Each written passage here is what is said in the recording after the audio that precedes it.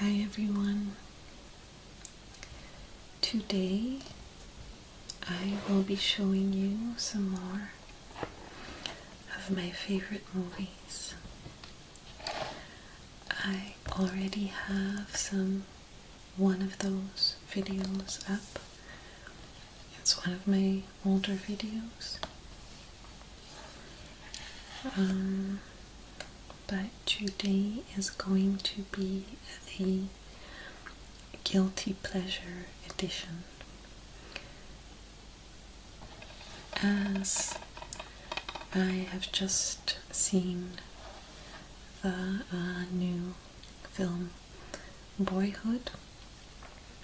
Originally I wanted to do a Richard Linklater devoted movie show and tell, but as I am still waiting for my copy of Before Midnight to arrive, I would only be able to tap Before Sunrise and Before Sunset. So I'm gonna wait on that a little while longer. I'm still trying to find a copy of Waking Life.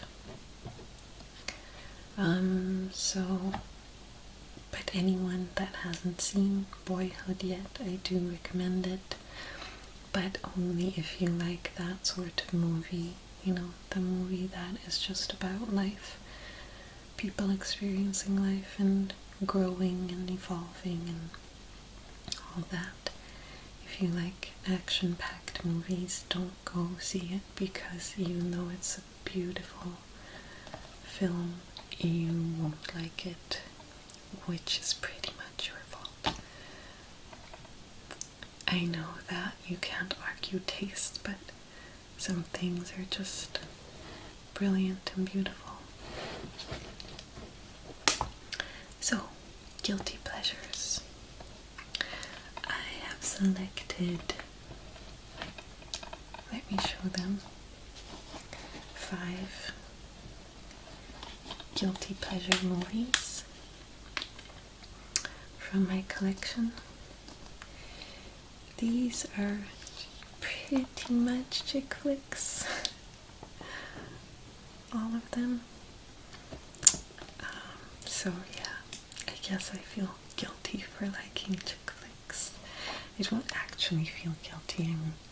I'd never be embarrassed, but they're just not of the standard I tend to hold films to. Whoops. I hope that wasn't loud. I'll have to check that. I just removed a little price tag. See? 3 euros. I like to get my movies cheap.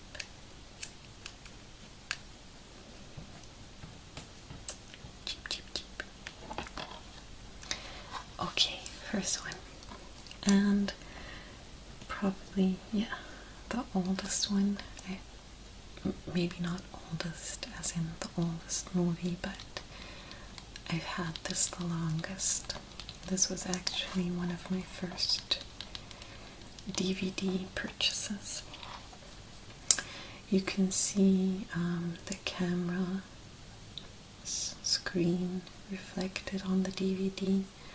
That's probably gonna happen throughout the video, so I hope it's not too annoying. So, Bring It On. A comedy about the crazy things girls do to be on top.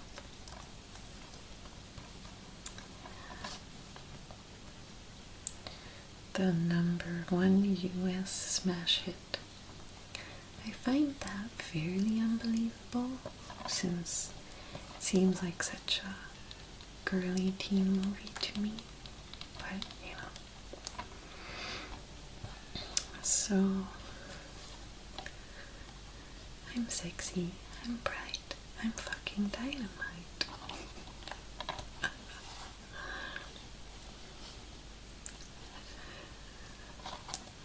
How does the rest of that song go? I'm hot, I'm sexy, I'm hot, I'm everything you're not. I'm bitchin', great hair, the boys all love to stare. You can look but don't you touch. I'm cheerleader. We are cheerleaders. Hilarious.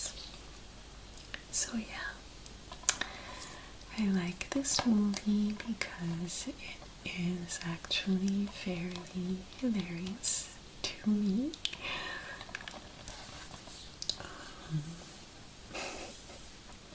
And there's some actually good dancing in here as well. Some good cheerleading. We don't really have cheerleading here. If we do, it's definitely not on this level. Anyway, I think I probably originally got it because of Eliza Dushku, who plays Faith in Buffy the Vampire Slayer. But yeah, I ended up loving the movie quite a bit. It doesn't take itself too seriously, it's quite over the top. It's about Torrance. Kirsten Dunst plays her. Torrance. She's entering her first year as cheer captain, and in like her first practice session, a girl falls and breaks her leg or something. So she needs to replace her to compete. And she replaces her with her. What's her movie name? I don't know. Forget.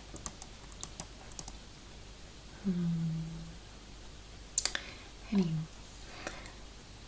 And she doesn't want to be a cheerleader. She's not the cheery type. You can see her on the back, looking all badass with her tattoo drawn on her arm and her hair in these weird twisty braid dread type things. So she's not the cheery type, but she's a gymnast. This is the closest she can get to that at this new school. Jesse Bradford plays her brother, which also served as the original allure of this movie. But I do really like it.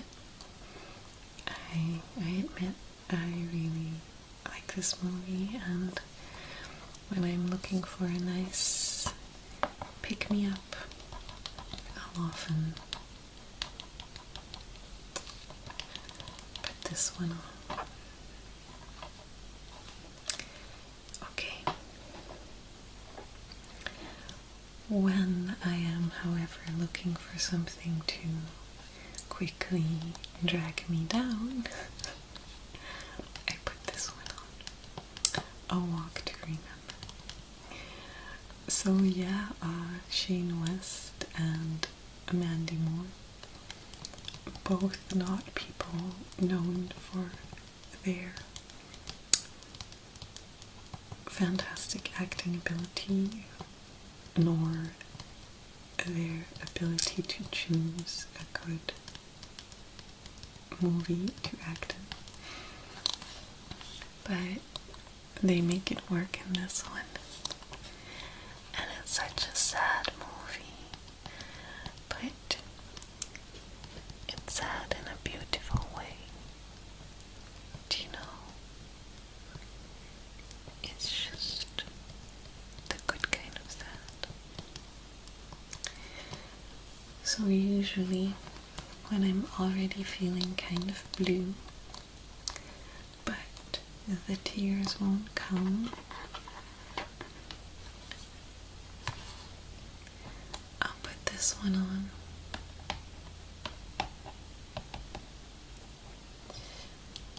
And this will always make me cry. Always. They are like an unlikely couple. He's like the high school badass popular guy, and she's the Christian geek girl. He has to join the drama club because after he got into trouble, and she's in there as well. And that's how they meet, and they fall in love. But, and heads up for spoilers right about now. She has a secret. She's ill.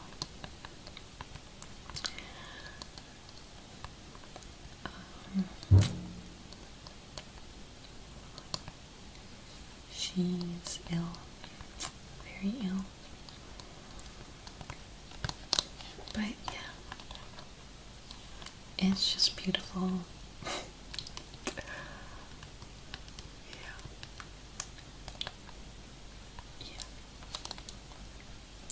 It's not really a good movie, per se. Like, with Bring It On, I know that there will be haters out there, but well, they're just missing out and not letting themselves enjoy what's really quite a funny movie. With this one, I wouldn't really be able to combat the haters. It's just a sad love story, and sometimes you just want to watch a sad love story, you know? And it's not too sad. Like, my all-time favorite movie, that's one that will surely make me cry as well, always, and in a way that I just end up like, what's the point of it all? Why do we even go through this? Let's just end it all. Yes, that's my favorite movie. By the way, I won't tell you guys what movie it is. You probably won't know it, but there's this weird thing that I have that I don't tell anyone about the movie because I don't want people to watch it. I feel like it's mine and my sister. It's our movie, and we're the only people in the world that truly understand it. Yes, that's completely sane. If you want to try to hassle me to tell you what movie it is, you can always come at me on Facebook. I won't tell you, but I'd appreciate the company.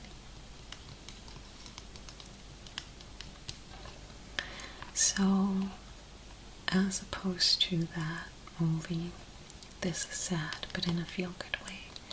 It won't leave you suicidal. It will give you a warm ache in the heart. A Walk to Remember. Top cinema selection.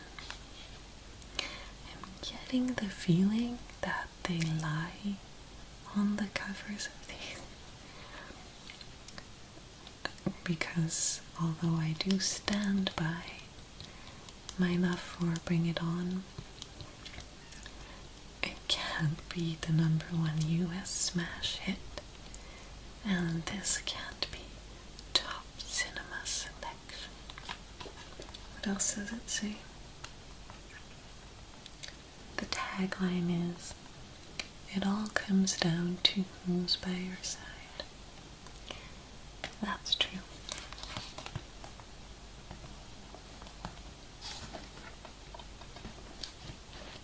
Okay. The next one is one that has a lot of sticky residue on top here, so I'll make some sticky sounds with that. This is actually, honestly, if I'm honest, a bad movie.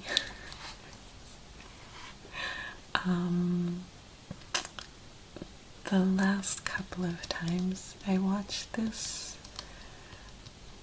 I just couldn't help but just kind of think, God, this is atrocious. And yet I love it for some reason. He's a lot of the reason.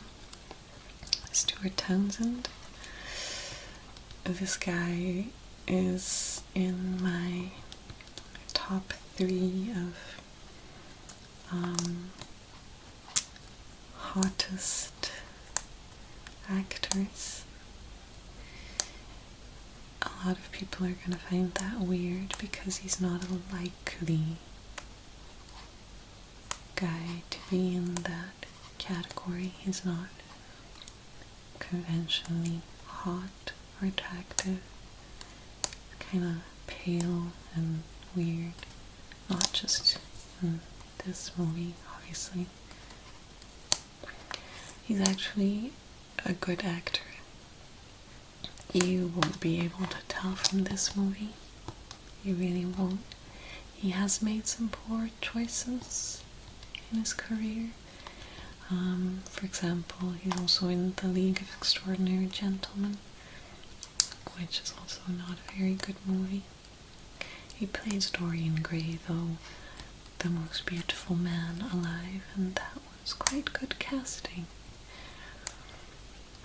But he's a good actor, and if you want to see some of that, I suggest you watch the movie About Adam. It's brilliant. So, Queen of the Damned, a vampire movie made before it was super cool to make vampire movies. At least I think. Maybe it was always cool to make vampire movies. It's not now. So, Aaliyah.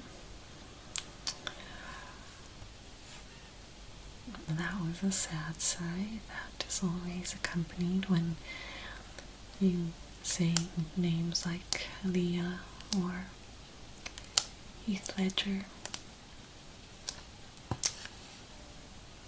Talents that pass too soon. Her acting in this is better than his. but, well, she doesn't have to say much. But just the way that she speaks and moves in this character of Akasha is awesome. This movie I will often put on when I am looking for some eye candy. Both of these serve as eye candy because Aliyah is amazingly beautiful and graceful, intriguing, and well, he's just hot. So the last time that I watched this one,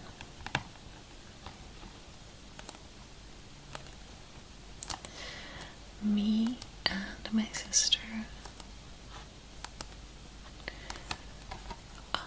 when it was done, we tried to imitate her walk. So, I won't give plot for this one. But at one point she wakes up and she tries to go find him. And she arrives at this vampire hangout.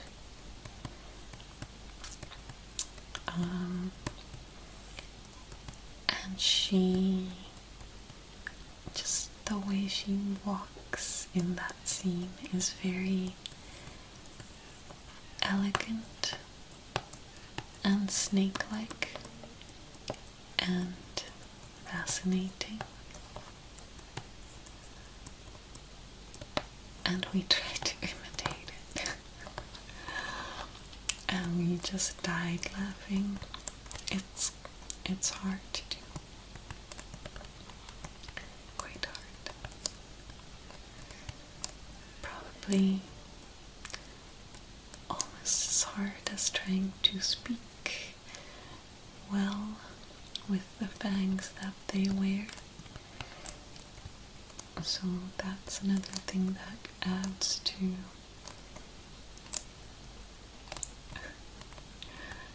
the badness of this movie.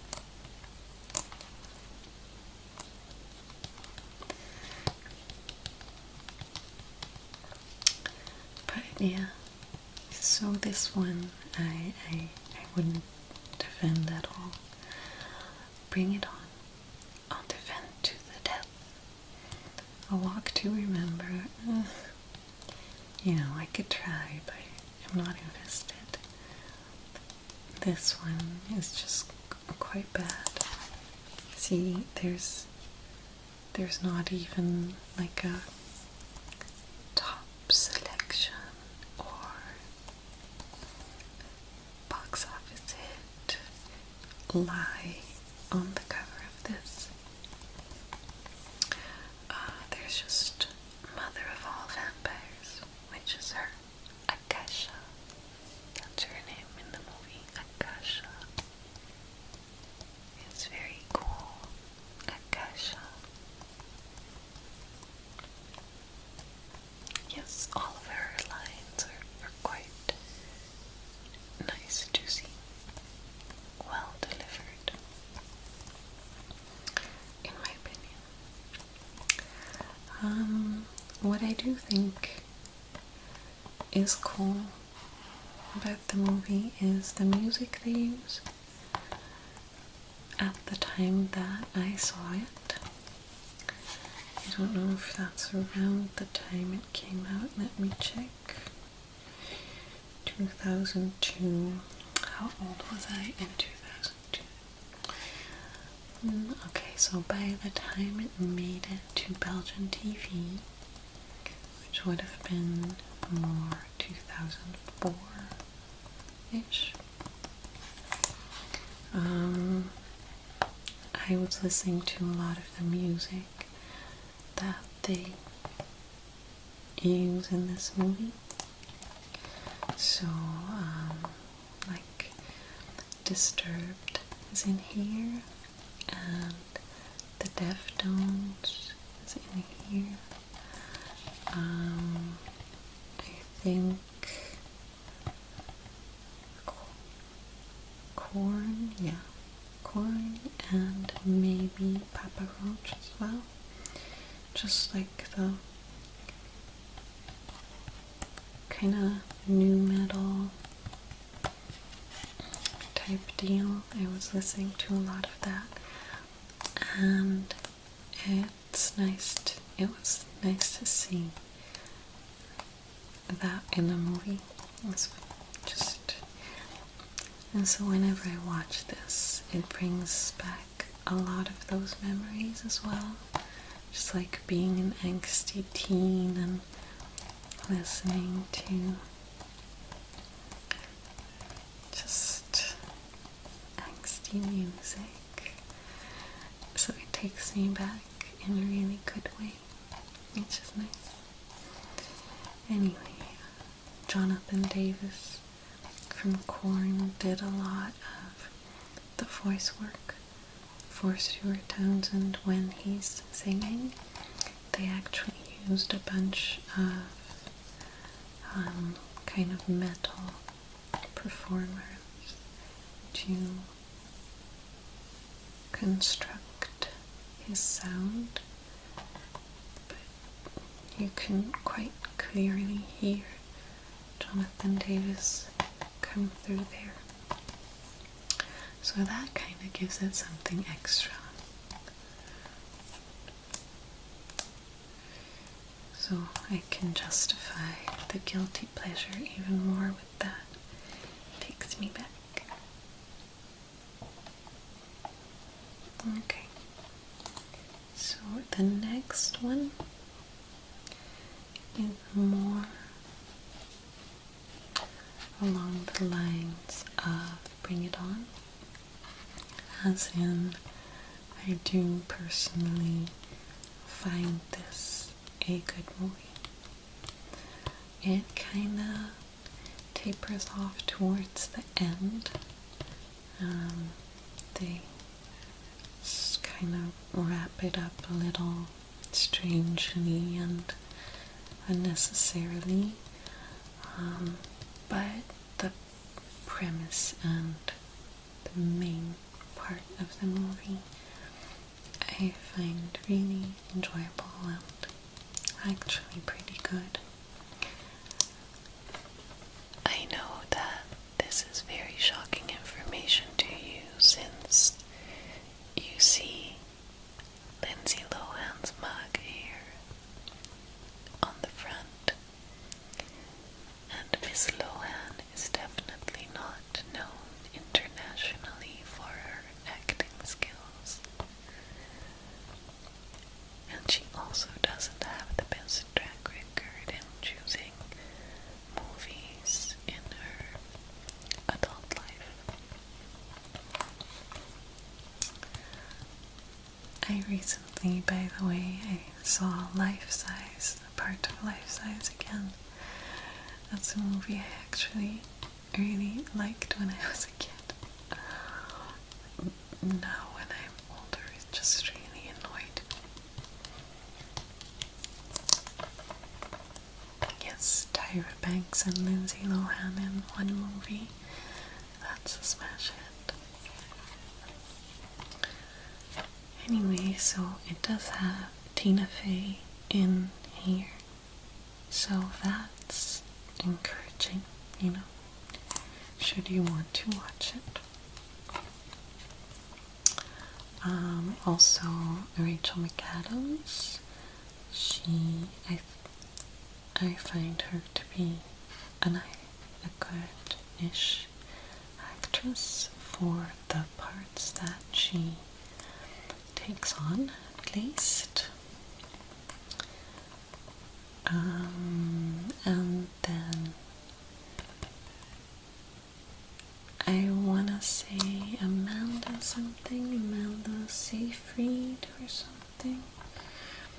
I recently saw a movie with her where she movie with Gael Garcia Bernal and Nick from Home and Away. Don't know the actor's name. Where she goes on holiday to Verona and she ends up writing or responding to letters that are written to Juliet from Romeo and Juliet.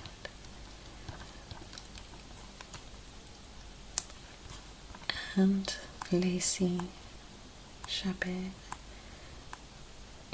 whom I think is really cute. So, okay, not the best actresses, but it's funny. It's a good movie. Basically, she has been living in Africa for most of her life, and she moves to the States and goes to school. She was homeschooled in Africa, so this is the first time she encounters a natural high school environment in the West. And she very quickly learns the tricks. This movie,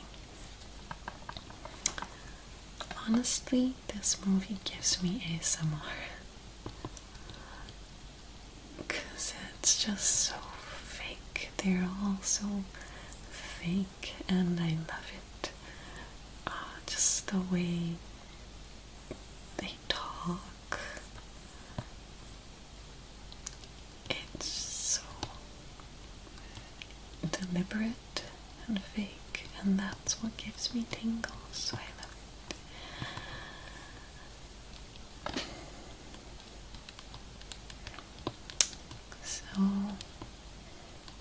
but it's just a good criticism of the way girls interact with each other and how even when they are friends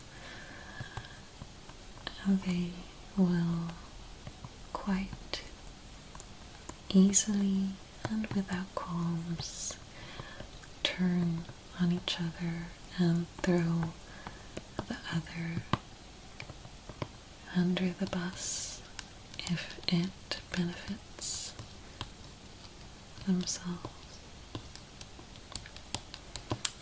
But the characters are just all amusing and endearing in their own way. Like, she's a really nice girl, but very desperate for the approval of Regina, Queen Bee. And she's so rich and entitled and not subtle about it. She plays her part well, very cute. She plays a complete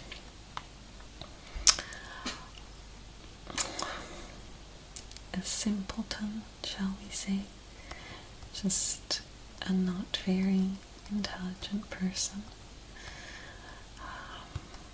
And it's adorable.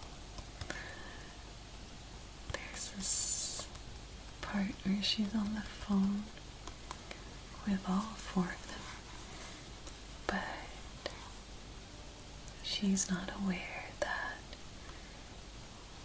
she's being told by them what she said about her. That was super clear, I know. She asks her to go away, go out with her, and she so cutely fakes being sick. She's like, I can't, I'm sick. Just the cutest little fake cough. And then she very dryly responds, "Boo, you whore." And just the delivery on that is awesome.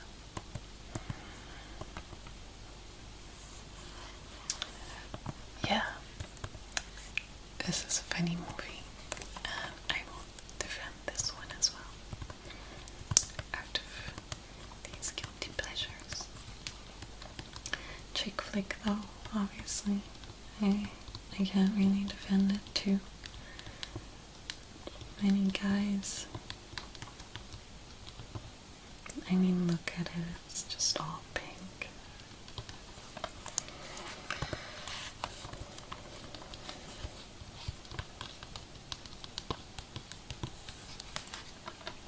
Okay. Last guilty pleasure. Another old one. Let me see. How old is this one?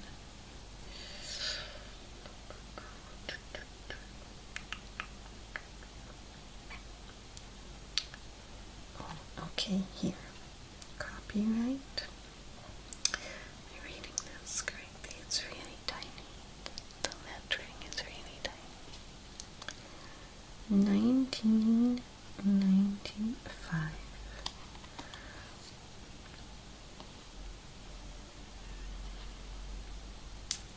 Yeah. 1995. That's old. That's 20 years old. Damn. So this is a lovely 90s movie. Clueless. This has gotta be a cult film, isn't it? It should be. This is just some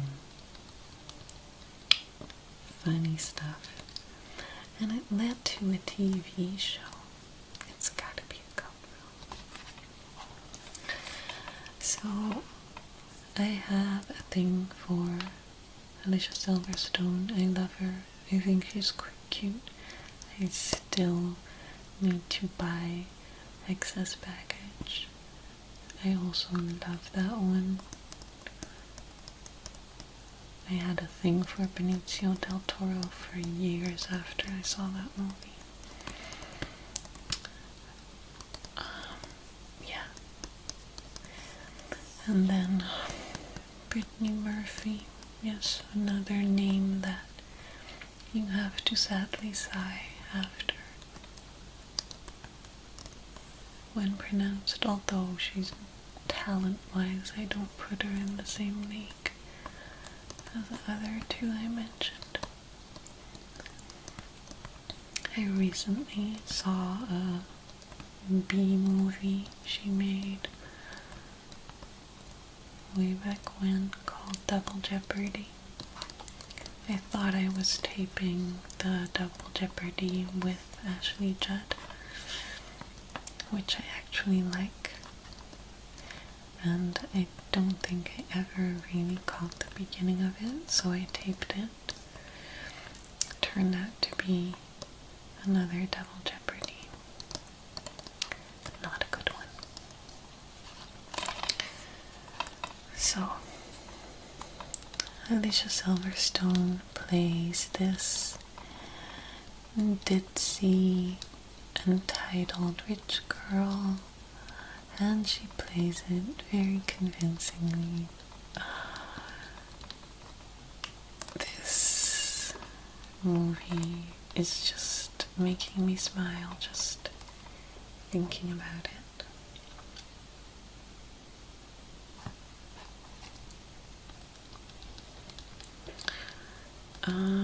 So there's a couple of storylines in this one.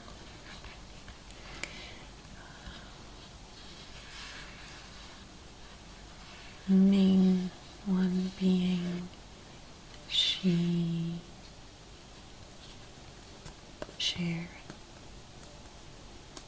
adapts her as a little project, like a makeover project. Uh-oh, my battery is going to die, and I don't want to change it. So I'm actually going to wrap this up here. So Clueless, another guilty pleasure. It's just hilarious.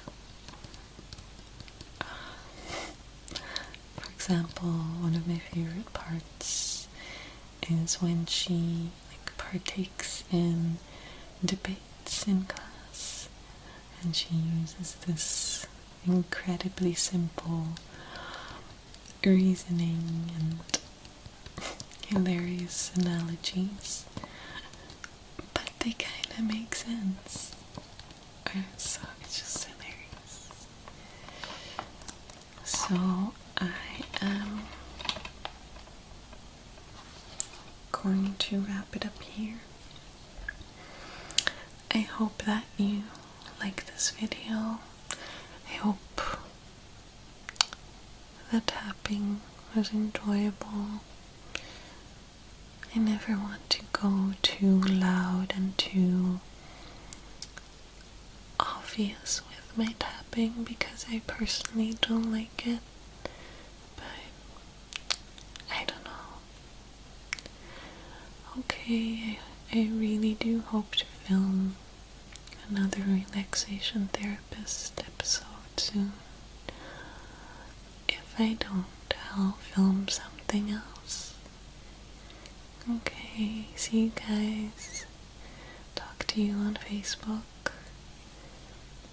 Bye bye. Good night.